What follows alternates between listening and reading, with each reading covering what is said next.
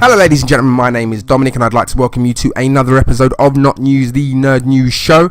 Now I was trying to find something to talk about today that wasn't Pokemon Go, but that seems to be the only thing anybody wants to talk about. So I did actually manage to find a couple of stories here that we're going to go over, so let's get started with the show, shall we? Now, it looks like the Gambit film, that's the X-Men Gambit, the film is set to start filming early 2017, so early next year.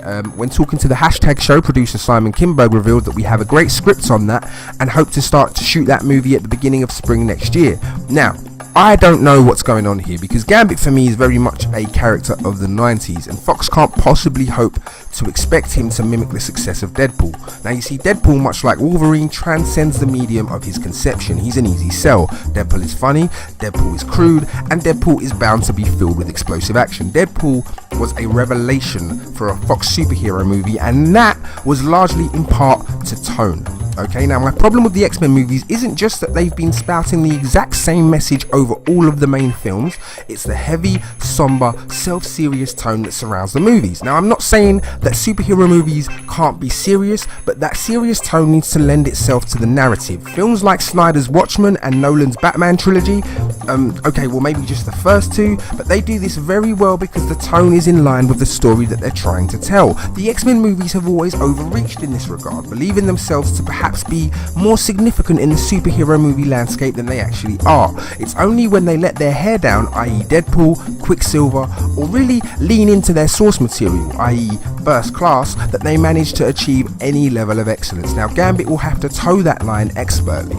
I don't personally see how they're going to pull this off, as I don't think that Gambit has the personality to carry a movie. Now he's absolutely fine as part of a team because, like his powers, he's relatively one note, which is sufficient when you have more interesting people to play off of. But carrying a movie by himself, well, I guess we'll have to wait until next year to see when we hopefully get a trailer or something, but I'm not too sure about that one. In other non-Pokemon Go related news, Jared Leto has given us some more insight into his portrayal of the Clown Prince of Crime. Talking to Entertainment Weekly, Leto says, and I quote, "You're kind of walking upon hallowed ground and it deserves the very best that you can do. It takes over your life and that's what I needed to do for myself." Now, that's all well and fine, buddy, but if you've been following some of the production of this movie at all, then I'm sure you've heard that some of these gifts Leto sent to his co-stars in an attempt to tap into his inner psychopath have been a little strange. Now, he sent things such as a live rat, a dead hog, bullets, porn, sex toys, switchblades, and even, yes, a used condom. Now I get it, method acting and Daniel Day-Lewis and yada yada yada, but at some point all of this starts to sound a little sex offendery. All I'm saying is I think Leto needs to reel it in a little next time. I mean, come on, what the fuck, a used condom? Now Leto says you don't know what the Joker is going to do next, you never do. It was intoxicating to have no rules. Yeah, I bet it was, you pervert.